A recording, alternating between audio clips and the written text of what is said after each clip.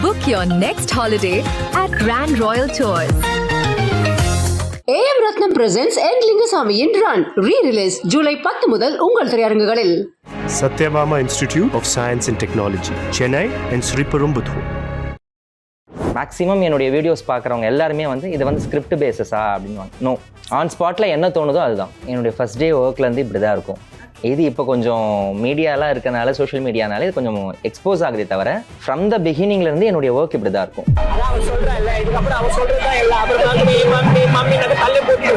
ஒரு விஷயம் எல்லா இடத்துலையும் பேசிக்கிறாங்களே, சிச்சு இந்த இயரை புக் பண்ணணும்னா அவர் வந்து லேக்ஸ் கணக்கில் பணம் கேட்பாருப்பா, ஸோ இவரை புக் பண்ணவே முடியாதுப்பா, ரொம்ப கஷ்டம்ப்பா அப்படின்னு ஒரு விஷயம் சொல்கிறாங்களே, அது உண்மைதான்? அப்படியா?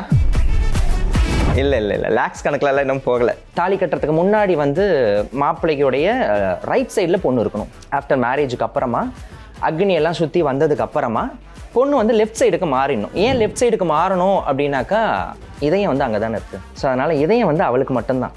அதில் லவ் பண்ணுவீங்க போலயே, இதுலேருந்து தெரியுது ஒரு லவ்வர் பாய் அப்படிங்கிறது தெரியுது. அது ஆத்துக்காரிக்கிட்ட தான் கேட்கணும். லேட்டஸ்ட்டாக லாஸ்ட் ஃபிப்னு நினைக்கிறேன், விஜய் டிவியில் மைனா இருப்பாங்க இல்லையா, நந்தினி. ஸோ அவங்க தம்பியுடைய பாலா கல்யாணத்துக்கு அடியன் தான் பண்ணி வச்சாங்க. யோகேஷ் சாராக இருக்கட்டும், இல்லை மைனா மேடமாக இருக்கட்டும், ரொம்ப ஹாப்பி. ஸோ அதனால் புடிடா இந்த ஐயரை அப்படின்னு தான் அவங்க சொன்னாங்க. ஸோ அதனால் ஆன் ஸ்பாட்டில் அங்கேயே அவங்க வந்து சிரிச்சது எனக்கு இன்னும் கூட ஞாபகம் இருக்குது. டி நகர் கஃபே காஃபியில் அப்படி ஒரு சத்தமாக அவங்க சிரித்தாங்க. ஓகே, தூக்குடா அந்த செல்லத்தை அப்படின்னு தூக்கிட்டாங்க போல. பார்த்து விழுந்து கல்யாணம் பண்ணி வச்சாலும் கடைசி எங்கே வந்து முடியுதுன்னா, அண்டர்ஸ்டாண்டிங் இல்லாமல் டிவோர்ஸ் அப்படிங்கிற ஒரு விஷயத்தில் வந்து முடிக்குது. அது என்ன காரணம்னு நினைக்கிறீங்க? புரிதல் இல்லை, ஈகோ இருக்கக்கூடாது, புரிதல் இருக்கணும். அவனுக்காக இவ விட்டு கொடுக்கணும், இவளுக்காக அவன் விட்டு கொடுக்கணும். அந்த விட்டு கொடுக்கறது எந்த அளவுக்கு அப்படின்றதுனாக்கா, அவனுக்காக எதுவாக இருந்தாலும் நான் விட்டு கொடுக்கணும், அவளுக்காக நான் எதுவாக இருந்தாலும் விட்டு கொடுக்கணும். அட் எண்ட் ஆஃப் த டே எனக்கு அவ வேணும், எனக்கு அவன் வேணும், அவ்வளவுதான் வாழ்க்கை. ஒரு தாலி எடுத்து கொடுக்கும் போது என்ன நினைச்சு எடுத்து கொடுப்பீங்க? இவங்களுக்கு இன்னும் ஒரு 4-5 தாலி அவன் கையால அவ கட்டிக்கணும் அப்படின்னு ஆசைப்படுவேன். இந்த 5 தாலியும் வாங்கினவங்க எவ்வளவு பாக்கியசாலி. அவங்க தான் கடவுள். மோஸ்ட் ஆஃப் வந்து பிராமின்ஸ் மேரேஜ் தான் பண்ணி வைப்பாங்க. நீங்க நிறைய இன்டர்காஸ்ட் மேரேஜ் பண்ணி வச்சிருக்கீங்க. ஸோ அதனால எதுவும் பிரச்சனை எல்லாம் இல்லையா? ஏன் பண்ணக்கூடாது? பண்ணலாமே, அவளை மனுஷால் தானே, பண்ணலாம். அவள் கொடுக்குறத சாப்பிடக்கூடாதுன்னு ஏதாவது இருக்கா? அவள் விதைக்கிறது தானே சாப்பிட்டுட்டு இருக்கோம். நம்மளுடைய அரிசி யார் விதைக்கிறான்னு தெரியுமா? தெரியாது. நம்மளுடைய காய்கறி யார் விதைக்கிறான்னு தெரியுமா? தெரியாது. அப்படின்னும் போது என்ன இருக்கு, தாராளமாக செய்யும். வணக்கம் சார். வணக்கம்மா. ஒரு ரீல் பார்த்தோம் சார். ரீலில் வந்துட்டு பார்த்தா வந்துட்டு ஐயர்லாம் என்னென்னா ரொம்ப ஸ்ட்ரிக்டாக இருப்பாங்க. மந்திரம் சொல்கிறதுலேருந்து அந்த புகையில் டென்ஷனாக இருப்பாங்க. ஸோ ஒவ்வொருத்தவங்களையும் கூப்பிட்டு வேலை சொல்லுவாங்க, அதை எடுத்துகிட்டு வாங்க, இதை எடுத்துகிட்டு வாங்க. நீங்கள் அழகாக கேட்குறீங்க, 3 முடிச்சு நீங்களே போடுறீங்களா அப்படின்னு சொல்லிட்டு மாப்பிள்ளைக்கிட்ட ஜாலியாக கேட்டுட்டு இருந்தீங்க. ஸோ எப்படி இந்த ஜாலியாக பேசுகிறது எங்கேருந்து வந்தது? ஃபர்ஸ்ட் ஆஃப் ஆல் வந்து அந்த இடத்துல ஏன் டென்ஷன் ஆகணும்னு அவசியமே இல்லை. ஏன்னா ஆல்ரெடி அங்கே கிட்டத்தட்ட ஒரு 100-150 பேர் டென்ஷனாக தான் சுற்றிக்கிட்டு இருப்பாங்க.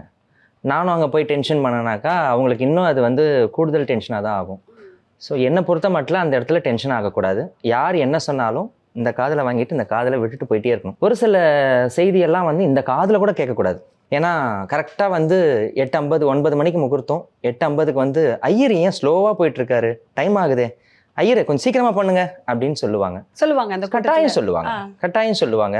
ஐயர் ரொம்ப ஸ்லோவாக போகிறாரோ, ஐயர் கொஞ்சம் மசன்னு வேலை பார்க்குறாரோ, அதெல்லாம் என் காதுக்கு வரும். ஆனால் என் காதுக்கு அது வந்தால் கூட எனக்கு அது கேட்காது. நான் என்னுடைய ஃப்ளோவில் மட்டும்தான் போவேன்.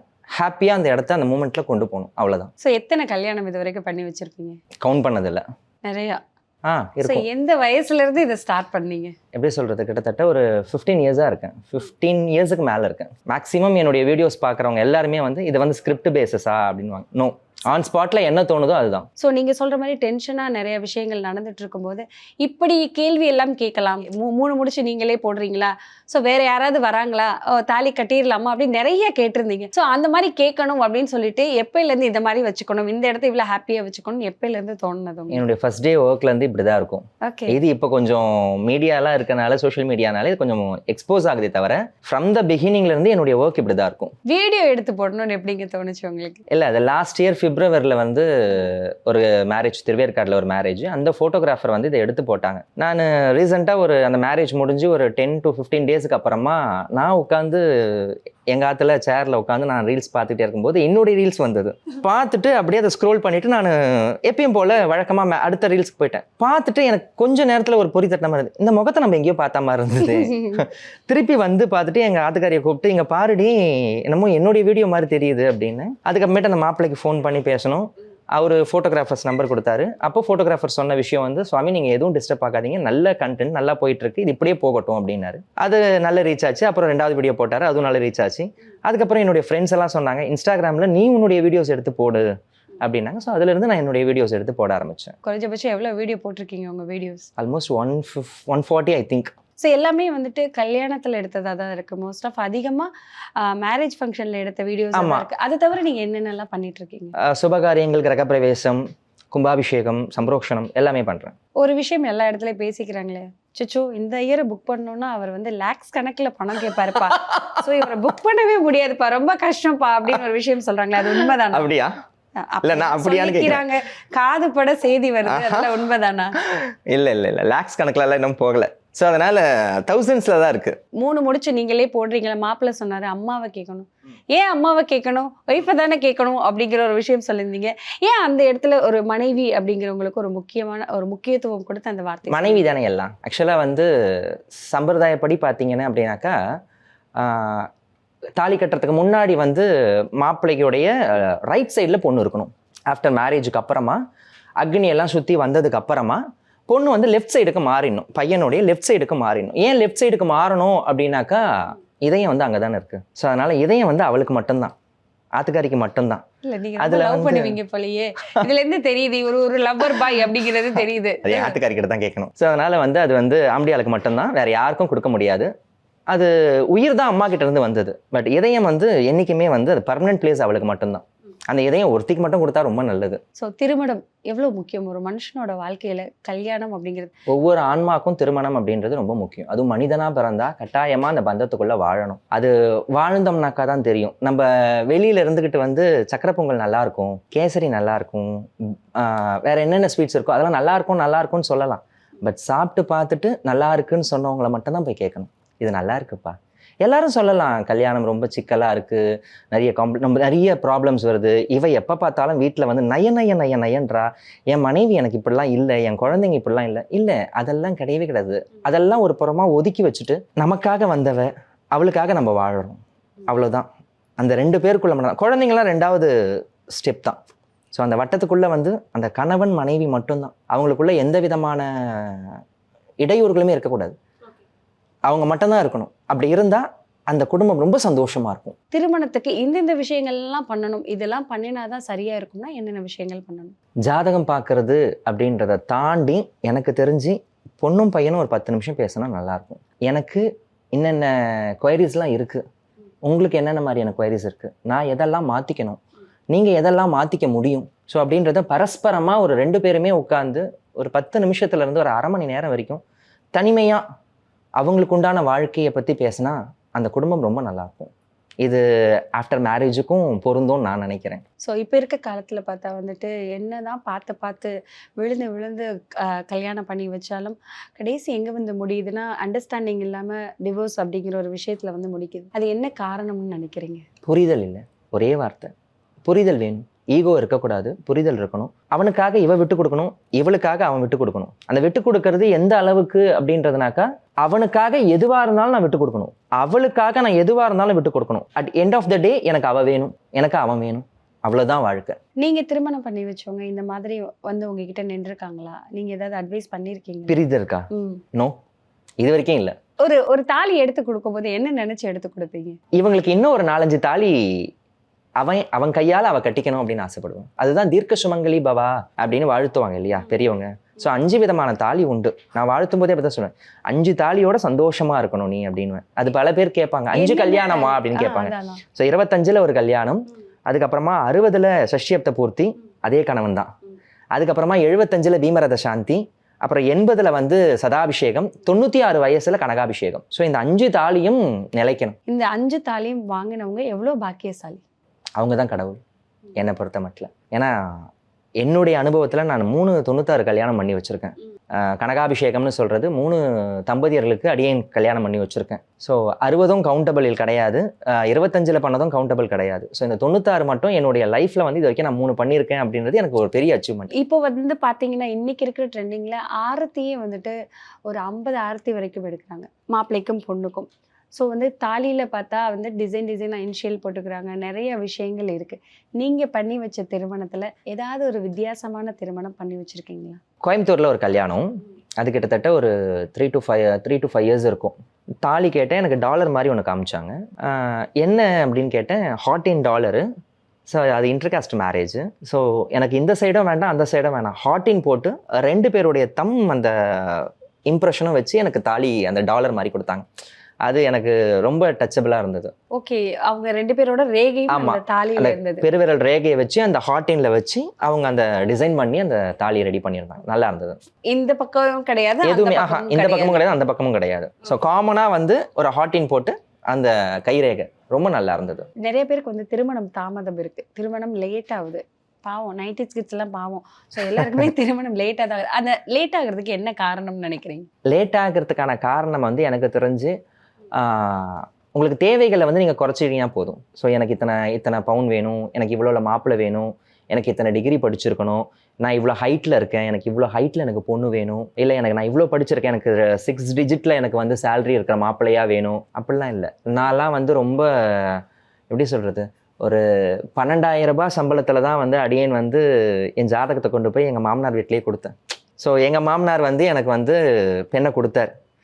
அப்போவே வந்து அவங்க என்னை விட அதிகமாக சம்பாரித்தவங்க, என்னுடைய மிஸ்ஸஸ் வந்து என்னை விட அதிகமாக சம்பாரித்தவங்க. ஸோ நம்பி கொடுத்தாரு. இந்த மாதிரி நம்பிக்கையோடு கொடுக்கணும். என் பொண்ணை அவன் நல்லா பார்த்துப்பான், வர பொண்ணை நல்லா நாங்கள் பார்த்துப்போம் அப்படின்ற ஒரு நம்பிக்கையோடு இருந்தால் அந்த திருமணம் நல்லாயிருக்கும். அந்த ஒரு எண்ணம் மட்டும் இருந்தால் போதும். ஸோ பொதுவாக புரோகிதம் பண்ணுறவன் வந்துட்டு டேட்டூஸ் எல்லாம் போடக்கூடாது அப்படின்னு ஒரு ரூல் இருக்குது. ஸோ அது மகா தப்பு அப்படின்னு கூட சொல்லுவாங்க. ஆனால் நீங்கள் 2 சைடுமே டேட்டூ போட்டிருக்கீங்க, என்ன காரணம்? நீங்கள் சொன்னதுலேருந்து கரெக்டு தான், அது தப்பு தான். ஸோ அது தப்பை வந்து தெரிஞ்சு தான் செஞ்சனா அப்படின்றது இப்போ வரைக்குமே எனக்குனுடைய மனசுக்குள்ளே ஒரு கேள்விக்குறியாக தான் இருக்கும். ஏதோ ஒரு ஆசை, ஸோ போடணும் அப்படின்னு சொல்லிட்டு ரொம்ப பிரயத்தனப்பட்டு கிட்டத்தட்ட இதுக்காக நிறைய டைம் எடுத்து போடலாமா வேண்டாமான்னு மனசுக்குள்ளே ஒரு பெரிய போராட்டம் பண்ணிட்டு அதுக்கப்புறமேட்டு போட்டேன். பட் இப்போ ஏன் போட்டேன் அப்படின்றத யோசிக்கிற அளவுக்கு அந்த எண்ணம் வந்துருச்சு. அது திருக்குறள் ஒன்று சொல்லுவாங்க, எண்ணி துணிக கருமம் துணிந்த பின் எண்ணுவம் என்பது இழுக்கு அப்படின்வாங்க. அதாவது ஒரு செயலை செய்யறதுக்கு முன்னாடி நிறைய யோசிக்கணும், செஞ்சதுக்கு அப்புறமா யோசிக்கக்கூடாது. பட் அந்த திருக்குறள் நான் இன்னும் ஃபாலோ பண்ணல, தெரியாமல் பண்ணிட்டு இப்போது வருத்தப்படுறேன் அதுக்காக. உங்கள் திருமண வீடியோஸ் எல்லாமே பார்த்தோம், ஸோ சூப்பராக இருந்தது. யாராவது செலிபிரிட்டிஸ்க்கு நீங்கள் கல்யாணம் பண்ணி வச்சுருக்கீங்களா? சினிமாவில் நடிக்கிறவங்க, ஸோ ஆக்டர்ஸு, இந்த மாதிரியான ஆட்கள் யாருக்காவது பண்ணியிருக்கீங்களா? லேட்டஸ்ட்டாக லாஸ்ட் ஃபிப்னு நினைக்கிறேன், விஜய் டிவியில் மைனா இருப்பாங்க இல்லையா, நந்தினி. ஸோ அவங்க தம்பியுடைய பாலா கல்யாணத்துக்கு அடியன் தான் பண்ணி வச்சாங்க. அது வந்து ஈசிஆரில் விஜிபி ரெசார்ட்டில் பண்ணது. நீங்கள் தானா அப்படிங்கிற மாதிரி இருக்கு. ஸோ அதுலேயுமே ஏதோ பேசியிருந்தீங்க. இல்லை, அதில் நிறைய கண்டென்ட் இருக்கு. ஓகே, ஆமாம், அதில் நிறைய கண்டென்ட் இருக்கு. அதுவும் கேட்டாங்க, எங்களுக்கு ஏதாவது ஸ்கிரிப்ட் பேசஸ் அப்படின்னு கேட்டாங்க.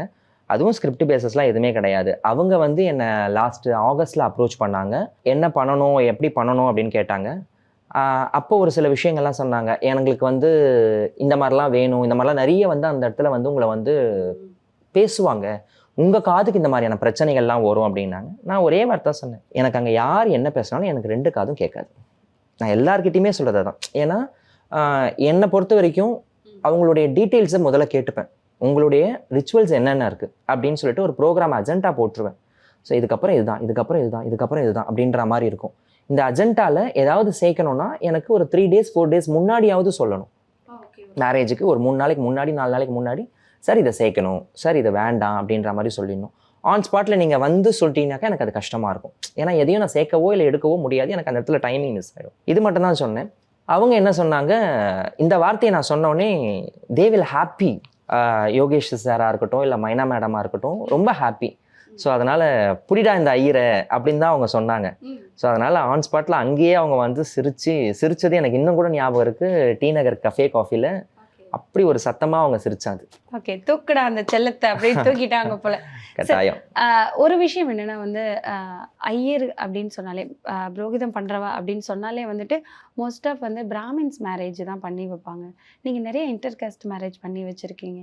ஸோ அதனால எதுவும் பிரச்சனை எல்லாம் இல்லையா? இல்லை, பொதுவாக கேட்பாங்க இல்லையா, அவங்களுக்கு யாரை மாதிரி மாப்பிள்ளை வேணும் அப்படின்னு சொல்லிட்டு. எல்லா பெண்களும் சொல்லுவாங்க எனக்கு அரவிந்த் சாமி மாதிரி மாப்பிள்ளை வேணும். எல்லாரும் அரவிந்த் சாமியே கேட்டா அப்போ மற்ற பசங்களாம் என்ன பண்ணுவாங்க? இல்லை, எல்லாரும் எனக்கு ஐஸ்வர்யா ராயே வேணும்னு கேட்டா அப்போ மற்ற பெண்களாம் என்ன பண்ணுவாங்க? ஸோ அதனால இவங்களுக்கு தான் பண்ணணும், அவங்களுக்கு தான் பண்ணணும்னு இல்லை. அப்படி ஒரு ரூல் இருக்கா? அப்படி ஏதாவது rule அப்படிலாம் இருக்கா? எனக்கு தெரிஞ்சு எதுவும் இல்லை. ஏன் பண்ணக்கூடாது? பண்ணலாமே, அவளை மனுஷால் தானே, பண்ணலாம். அவள் கொடுக்குறத சாப்பிடக்கூடாதுன்னு ஏதாவது இருக்கா? அவள் விதைக்கிறது தானே சாப்பிட்டுட்டு இருக்கோம். நம்மளுடைய அரிசி யார் விதைக்கிறான்னு தெரியுமா? தெரியாது. நம்மளுடைய காய்கறி யார் விதைக்கிறான்னு தெரியுமா? தெரியாது. அப்படின்னும் போது என்ன இருக்குது? தாராளமாக செய்யும். எனக்குன்னு சில நார்ம்ஸ் வச்சுருப்பேன். ஸோ அதை மீறி நான் வெளியில் போக முடியாது, அவ்வளோதானே தவிர மற்றபடி பண்ணலாம், தப்பு கிடையாது. ஸோ நீங்கள் பண்ணி வச்ச கல்யாணத்துலேயே வந்துட்டு சில கல்யாணங்கள் பிரச்சனையாகவே இருக்கும். பொண்ணு வேற கேஸ்டாக இருப்பாங்க, பையன் வேற கேஸ்டாக இருப்பாங்க. இந்த மாதிரி எல்லாம் திருமணம் பண்ணி வச்சிருக்கீங்க? இருக்குது, அந்த மாதிரியே இருக்குது. பொண்ணு பிராமினாக இருக்கும், பையன் வந்து நான் பிராமினாக இருப்பார். இல்லை, பையன் நான் பிராமினாக இருப்பார், பொண்ணு வந்து நான் பிராமினாக இருப்பா. ஸோ இதிலெல்லாம் வந்து நிறைய பிரச்சனை இருக்கும். அப்படின்னும்போது நாங்கள் யார் தான் ஃபாலோ பண்ணணும்னு நான் ஃபஸ்ட்டு கேட்பேன். இப்போ ஃபார் எக்ஸாம்பிள், இவங்க ஒரு எக்ஸ் கேஸ்ட்டு, இவங்க ஒரு ஒய் கேஸ்ட் அப்படின்னு சொன்னால், ஸோ நான் எக்ஸை ஃபாலோ பண்ணணுமா இல்லை ஒய்யை ஃபாலோ பண்ணணுமா அப்படின்றத ஃபஸ்ட்டு கேட்பேன். இதில் வந்து முதல்ல அவங்க தெளிவாயிடுவாங்க. இல்லை சாமி, நீங்கள் வந்து எக்ஸை மட்டும் ஃபாலோ பண்ணுங்கள், ஒய் நம்மளுக்கு வேண்டாம் அப்படின்வாங்க. சில பேர் இல்லை சுவாமி, எங்களுக்கு ஒய் மட்டும் ஃபாலோ பண்ணுங்கள், எக்ஸ் எங்களுக்கு வேண்டாம் அப்படின்வாங்க. இதெல்லாம் தாண்டி சில பீப்புள்ஸ் உண்டு, எக்ஸும் ஒய்யும் சேர்த்து எங்களுக்கு ஒரு காம்போவில் கொடுங்க அப்படின்னு சில பேர் கேட்பாங்க. அப்படியும் பண்ணியிருக்கேன். ஸோ இவாழ்தையும் விட முடியாது, அவங்களதையும் விட முடியாது. நான் சொல்லும்போது உங்களுக்கு புரியுமான்னு புரியுது. இவாழ்தையும் விட முடியாது, அவங்களதையும் விட முடியாது.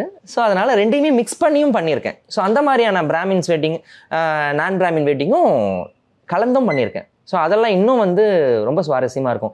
இந்த ரிச்சுவல்ஸ் பண்ணும்போது அவங்க யாரும் வரமாட்டாங்க, அந்த ரிச்சுவல்ஸ் பண்ணும்போது அவங்க யாரும் வரமாட்டாங்க.